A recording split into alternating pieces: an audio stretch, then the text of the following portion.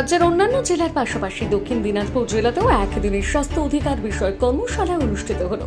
শনিবার সকালে বালুরঘাট এবিটিএ ভবনে people's relief committee, West Bengal association of health service doctors, West Bengal Paschimbanga Bigyan Mancha এবং West Bengal medical sales representative ইউনিয়নের আয়োজনে স্বাস্থ্য অধিকারের বিষয়ে সরকারের স্তরে কি কি পাওয়া উচিত সেই বিষয়ে সচেতন করার উদ্দেশ্যে রাজ্যের অন্যান্য জেলার পাশাপাশি দক্ষিণ দিনাজপুর জেলাতেও একদিনের স্বাস্থ্য অধিকার বিষয়ে কর্মশালা অনুষ্ঠিত হলো।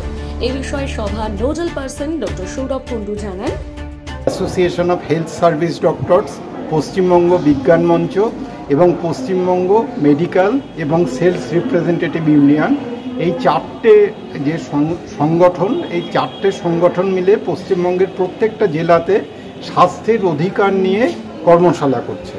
স্বাস্থ্যের অধিকার একটা সংবিধান স্বীকৃত অধিকার, যেরকম আমাদের শিক্ষার অধিকার আছে সেরকম স্বাস্থ্যের অধিকারও আছে।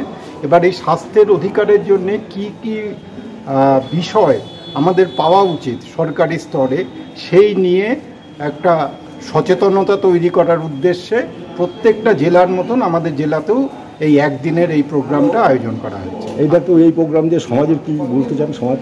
সমাজের উপকার বলতে যে এই যে বিভিন্ন হসপিটাল আছে, এগুলো তো এক একটা সামাজিক প্রতিষ্ঠান, এখানে সাধারণ মানুষরা গিয়ে চিকিৎসা পান। এবার এই সব হসপিটালে মানুষের কি কি পাওয়ার অধিকার, সেই বিষয় সম্পর্কে যদি মানুষকে সচেতন করা যায় তাহলে কিন্তু সেই হসপিটালগুলোতে সেই ব্যাপারগুলো আর কি অ্যাভেলেবল থাকবে।